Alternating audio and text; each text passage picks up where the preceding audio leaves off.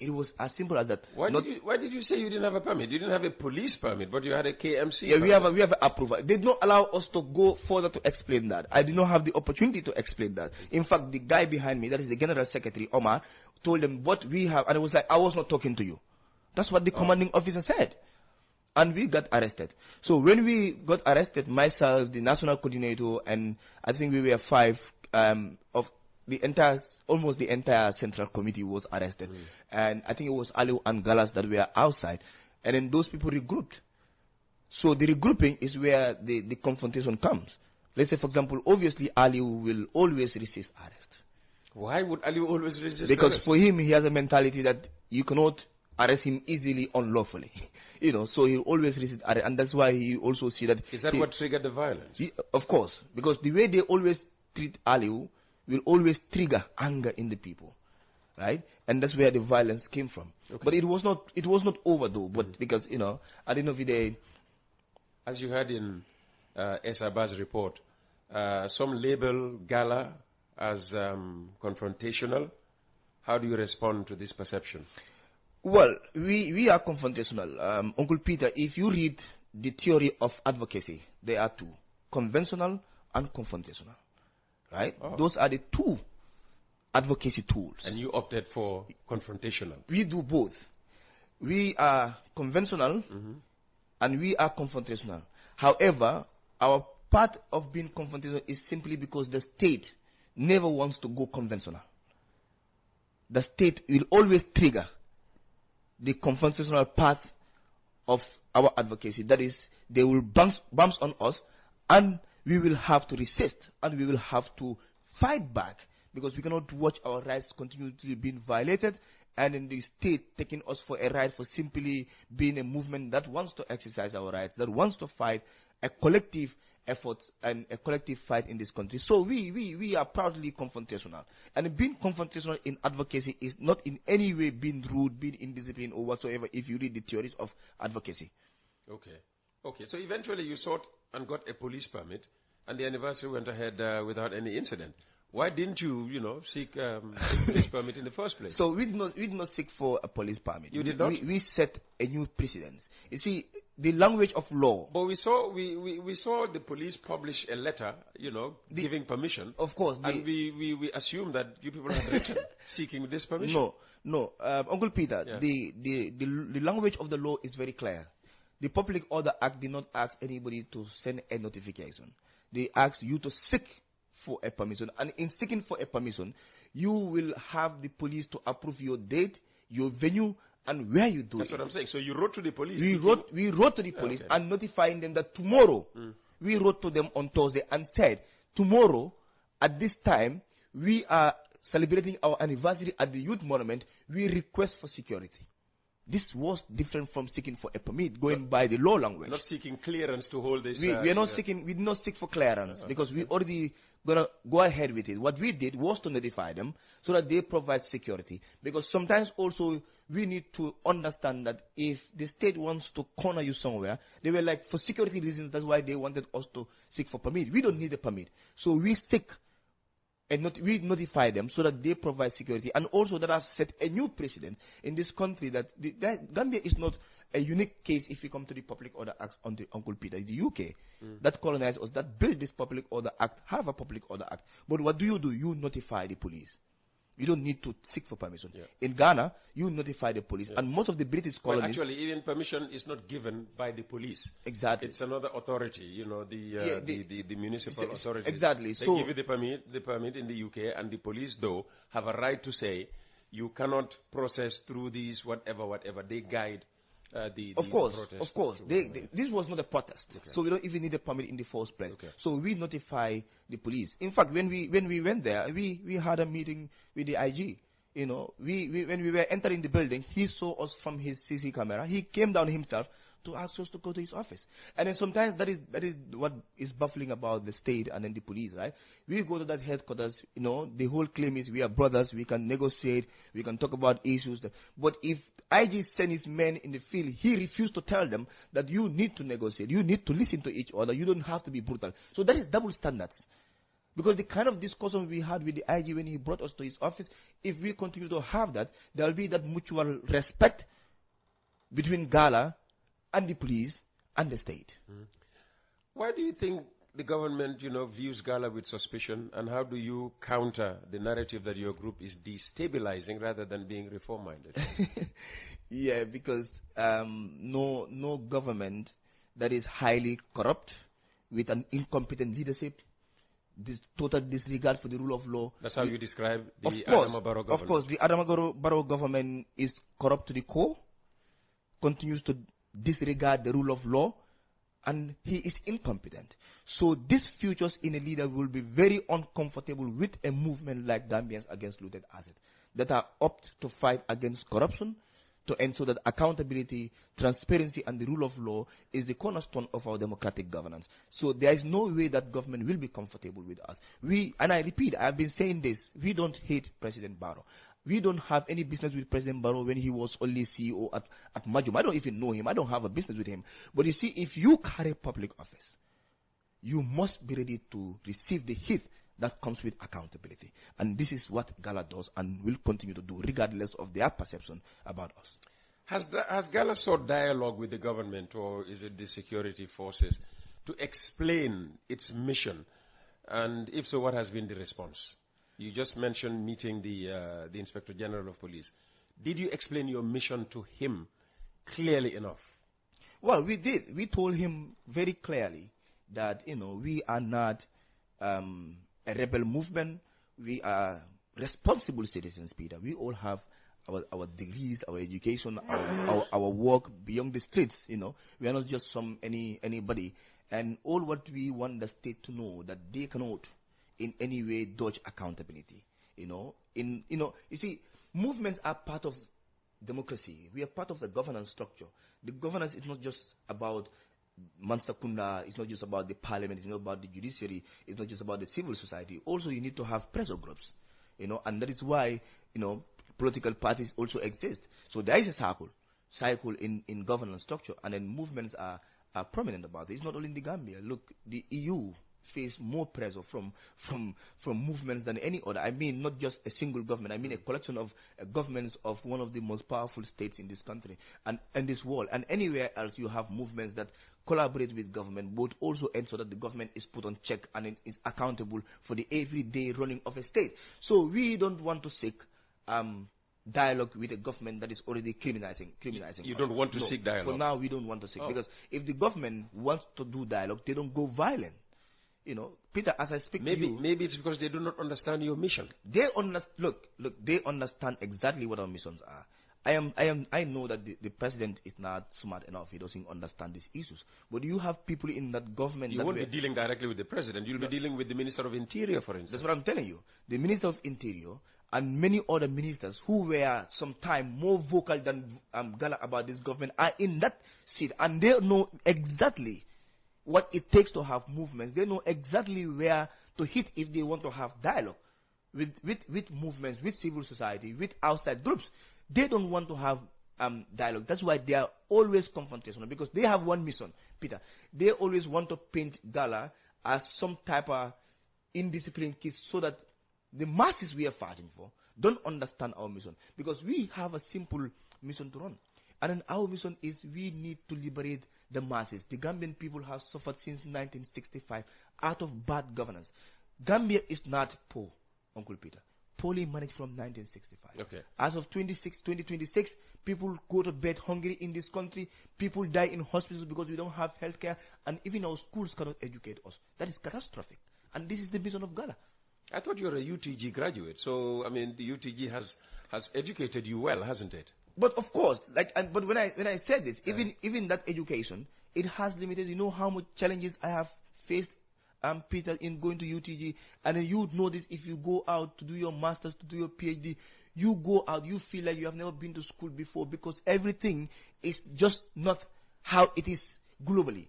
Right? Ask people that go out. Of course, UTG is trying. But how many people are able to go to UTG? How many people are able to go to UTG and graduate and think that this country needs to be salvaged, this country needs to be saved from the hands? Very limited, because our educational system it's not even reflecting the realities of our society. You said a moment ago that the government is trying to paint this negative picture of you so that, it comes between you and the people you represent. Are you beginning to feel that people are changing their opinion about GALA? They're becoming hostile. They're viewing GALA's motives as, confrontational and destabilizing? Not necessarily. The number of Gambians that still believe in GALA don't even believe in that government, to be honest with you. Because home and abroad, every day, thousands of Gambians are behind GALA and they understand the mission. They know what GALA opted for. They know what our mission are. And then they're not able to do this. And that's what put anger into them, that they will always create unnecessary chaos around GALA. But they don't, like Uncle Peter, you need to understand the history of movements in this country, especially in the New Gambia. There are a lot of movements that we are supposed to emerge. So having GALA sustained for an year alone is a hit for this government. And that's also so that we have been embraced by the Gambian people. Otherwise, we will not survive it. Movements are not built on one individual or a central committee. Movements are built on a mass mobilization. And we got this. Not everybody coming on the streets, but everyone, every genuine Gambian that is affected and that knows that our society is corrupt to the core and is deep-rooted into inequalities, will continue to support GALA. So the government cannot break that cycle. Okay. So is GALA there to expose corruption, or is it there to recover looted assets?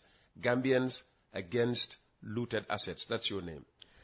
Yes, so the history of GALA, of course, where the name emerged from, is because of the sales and disposals of the Jame assets by the Jane Commission, of course. And, that was the main mission. And then the name came and was born out of that. But of course, every day assets are looted in this country, because every corruption, every money stolen, every property procured improperly, and every fuel coupon stolen is still looted assets. These assets belongs to the Gambian people. So the name reflects on our daily. So we don't only recover assets, but also we ensure that corruption is exposed, but most importantly, corruption is eradicated in this country. We are 2.5 million people. Nobody should go hungry in this country. Nobody should not be able to pay their hospital bills in this country. And if that happens, it's simply because mismanagement of state resources and public sector corruption. You think that's the reason? It's not because we don't have resources. We have resources. Well, the government always says it doesn't have. That's why it goes and borrows money all the time. Yeah. That is because also our government don't think inwards. You see, I always take this as an example, as fun, that you see in serious countries, you see presidents come into power, one year they grow gray hair because they think. Well, Obama seriously. did. Obama, exactly. Yeah. Obama is the good example I was going to say. But in the Gambia, they grow bellies. Oh, bellies. Bellies, of course. Pot bellies. Pot bellies. Oh. And build mansions. Right? And that shows you there are resources. Peter, today we should be able to position ourselves very well in the global market if we come to supply of fish. We have the ozone. Right? Before we give it to the Chinese, we could employ thousands of Gambian people and build a factory. Peter, if you go to a supermarket in New York, in Florence today, you buy mango juice cheaper than you buy it in Gambian supermarkets. But it's in the system right now. You will see mangoes spoiled everywhere. Can't we produce mangoes? Can we produce fruit juice and then supply the world market instead of going to buy it at an expensive price? So we have what it takes to build this country. But deliberately, one thing our politicians know is that they can only control a poor society. Because if somebody is poor, it's easily manipulated, and they know how to eradicate our poverty, but they will not do it simply because they can control only the poor. So that's where the problem lies. So we have the resources. Why are we borrowing in the first place? We should be able to amass our resources and build on that. And whatever we are going to borrow is going to be limited to supplement what we are already able to do. But we are focused on borrowing because that's where they can steal more as well. In fact, where is the borrowing affecting? I'm reflecting on our daily lives, Peter. No. A minister that comes to the studio comes with a Prado worth 12 million. But 12 million? Do you know that his wife and his children have a utility car, fuel, and then drive by the state to take them to the market and to take them to So school. these big cars that the ministers drive is valued at $12 million. That's what they That's said. a lot of money. Right? And then that minister will not understand the suffering of my mother that put a pannier on her head in Bansang and go to the market and go to the Faros. So they know how to fix this, but they don't want to fix it. Even the things they are fixing it at a very low quality. The roads they are building, the hospitals and the health centers they are building, they are just there to camouflage. It's more of quantity over quality. Go and see the roads that they inaugurated 3 years ago. Where? All over. Let's say, for example, the Canifing Road.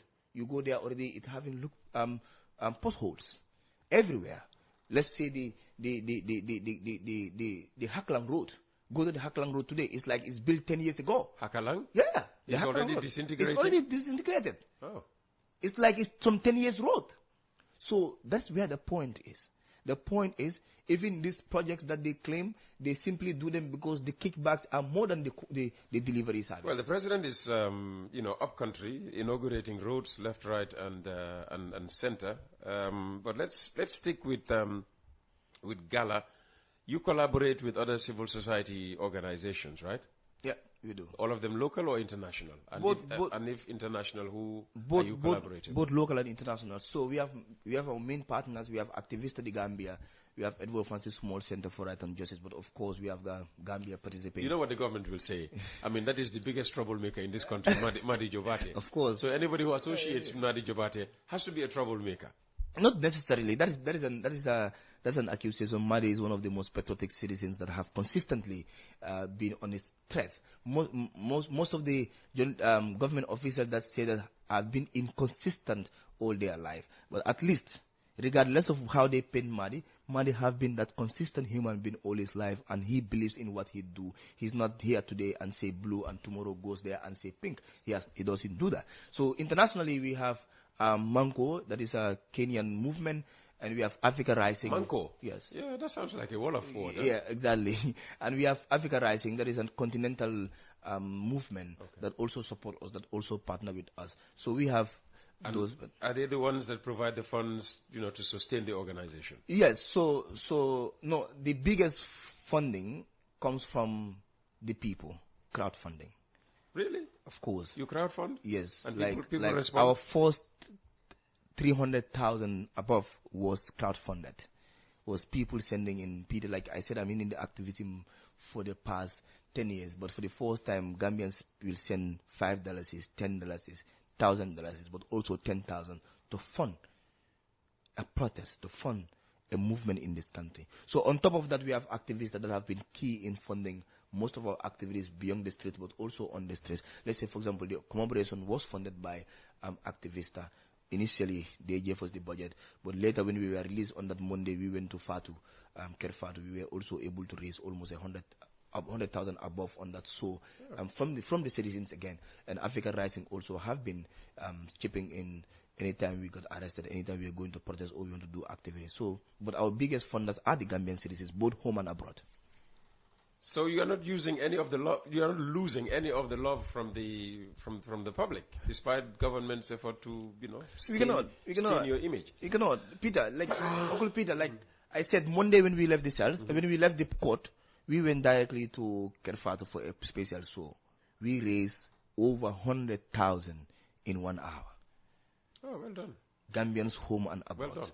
So okay, you are all about anti-corruption. How do you deal with corruption within your own movement? Usually Gambia, wherever there is money. Yes. So we have a very transparent, accountable mechanisms, and what we do is all the funds that we receive, we produce a sheet, and then public this to the public, a spreadsheet, and this is public this is produced to the public, and also our expenditures and where do we spend it and how really? it happens. I haven't seen any Really? publication. We did in our after our. So it would say water 30,000. Yes, water 30,000. Why should we believe 30,000? We have receipts. Whoever wants to further, we cannot publish all those petty documents at once. Okay. But whoever wants to confirm. And you wouldn't, entertain inflated receipts and all of that? No, we cannot do that. We are anti-corruption. We are born out of fighting for corruption. There is no way that we're gonna involve ourselves in anything. But also, most of the time, what we do, we cannot even inflate or get into those kind of things because it's either water. Everything happens in procurement. Everything happens in procurement, I can tell you. Yeah, so yeah? I agree. But as a movement, we don't get into those kind of things. Our principles and our values are highly, highly respected, and nobody dare to do otherwise. Okay. What changes in law or enforcement are needed to make asset recovery possible? You're all about being against, looted assets, but I suppose you want the looted assets recovered. Of course, I think first we need to ensure that the Anti-Corruption Commission is enforced, is established, and that way asset recovery become easier. But also we need to have, financial. Yeah, but there's AMRC. It's still not been, So that's what I'm saying. Washed, has it? So that's what I'm saying. AMRC should be able to recover those assets. That's what they're. Yeah, but you understand that we have weak institutions, right? And functionality becomes a huge problem if you come to all of these institutions, because certain institutions are supposed to be very, very independent, but by virtue of our constitution and laws, they cannot be independent, Peter. Which institutions, for instance? A lot of institutions, ombudsman. But ombudsman is independent, isn't? Who appoints them? Huh? Who appoints? Well, the president appoints them, but so that is where the problem lies. When last did ombudsman? Well, the president appoints the chief justice. You're not suggesting that the chief justice is not independent. Well, we have seen a lot of injustice in this country, and the chief justice have never done anything about them. So. And that's because that is exactly because he doesn't have the independence. For me, that's what I'm going to say. That's what I'm going to say. Independence is not just because you have an institution, right? We have seen. Have you ever seen that citizens been arrested in this country and citizens been maltreated in this country? Injustice happen everywhere. The chief justice doesn't say anything, and I'm sure he doesn't even advise the president. Because aside the justice minister, the chief justice should be able to caution the president on issues of justice, judiciary matters. He doesn't even do them. You're sure that's part of his mandate? That should be part of his mandate. Because the chief justice is the overall watch of judiciary matters. And that includes issues of justice. So we have never seen the chief justice say anything about injustice in this country. And we have seen that many other institutions are not primarily independent, Uncle Peter, in this country, simply because they are directly appointed by the president, and therefore they dance to the tune of the president. And that is why even the IG will arrest people and put them behind bars for 72 hours, only to open bail because there is no option again because the 72 hours has collapsed. When we were arrested on Friday, our lawyers opted for bail. They refused a bail on Friday. They refused a bail on Saturday. They refused a bail on Sunday. They only bailed us or attempted to bail us because they knew the 72 hours was elapsed, not because they wanted to do. So you see all of these issues come down to say that our institutions are not still independent. They still dance to the tune of the presidency. What are GALA's priorities for the coming year? You just celebrated your first year. Over the next 12 months, what are your priorities? Well, so GALA is a movement that doesn't have a work plan. You don't have a work plan? We run based on demand. Based on demand? Of course. If we say we want to, I know one thing is certain, that the next 1 year we're going to tour this country, right? In July, we're going to go across this country to speak to farmers, to speak to gardeners, to speak to teachers. You know what the government will say? You are interfering politically with well, we as citizens, with people as citizens, we have a right to civic exercise and civic engagement. So that is not political interference. Aside that, every day GALA could do something. If somebody is maltreated. Let's say, for example, for the past 1 year, we don't have a work plan. When we came out to protest after our first protest in July 23rd, we did it out of the urgency to address and petition issues. When we went out in August about the removal of the Auditor General, that was no plan. That was a necessity at that time. When we went to Mandineering in September. So you're a reactive organization. So you react to developments. Yes, we are proactive by ensuring that we create a mass-based and aware citizenry that understand their rights. That we do it on a daily basis, like appearance here and other engagements. But also, if the state or individual rights are broken, corruption emerge from somewhere, we go after them. So we don't have movements don't have a permanent work plan. We work based on demand. If citizens in Basse call GALA today and say there is this injustice here, we want you to protest, we move to Basse. We ensure that is fixed. Because if you have a work plan, meaning we don't even know what exactly we're doing, because movements run on that. And are you targeting only central government? Because we know also that a lot is happening at local government level. There is corruption. We are targeting widespread corruption at local government level. We are targeting. But so far, your target is the Adama Barrow government. So our target is everyone. It's unfortunately that is the Adama Barrow government where evidence are coming out now. And if you remember our July 23rd protest, we also petitioned the local councils. We cautioned them and we also told them clearly that we are waiting for the report from the... The report is out. Yeah. We saw the report. Barrow has vowed that, it will be implemented to the letter. To the letter. We watch for that implementation to happen, and then part of it we also going to hold anybody accountable that is found wanting of corruption and any other mismanagement of state resources at local level. So nobody is exempted in our cause to call for accountability, transparency, and respect for the rule of law, regardless of your position, central government, local government, any other person, even the private sector. If there is a need for us to intervene in injustice and corruption and how they run the affairs of this, because they are a great part of our governance structure, we're going to go out with them. And just finally, after the clashes with the police, how do you reassure Gambians that GALA is a law-abiding organization and not a threat, to public order? Because the police could say, well, the clashes erupted because they were resisting arrest. Yeah, but you know that one of the functions of the police is to go out there and arrest people who are seen to be, violating the law somehow. Well, then President Barrow should be arrested. For doing what? For being corrupt. Then state ministers should be arrested for being corrupt. These are not hearsay. These are not assumptions. We have seen audit reports. We have seen commission reports. There is no violation of the law more than stealing from the public funds. But they don't arrest them. In fact, how many corruption cases are laid before the police to investigate and they cannot investigate it? That's where they should redirect their energy, not law-binding citizens. We have never broken any law in this country, Uncle Peter, since we started. The only time we clash with the police is when the police come and use force and violence. And I think the citizens obviously and then see this all the time, that we never throw stones on the police. We have never insult the police. We have never fight with the police. All what we do is resist arrest because the arrests are unlawful, and then we cannot just succumb to unlawful orders and arrest by the state. That's all what we do.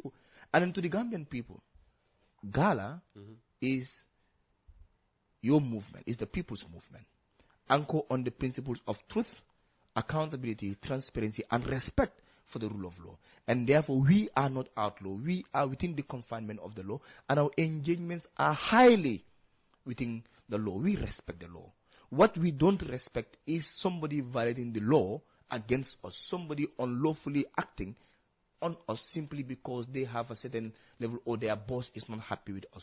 So we are here for the Gambian people, and all what we want is a better Gambia for the farmers in Nyamina and in Basse, for the gardener in Jarasoma, for the teacher in Bolibana, and for the nurse in Basse. We simply want a better Gambia where us and our children and future generations will not be born to abject poverty deliberately, not because we are poor, but because we are poorly managed, nor should we have people go to bed hungry in this country, Uncle Peter, in the 21st century.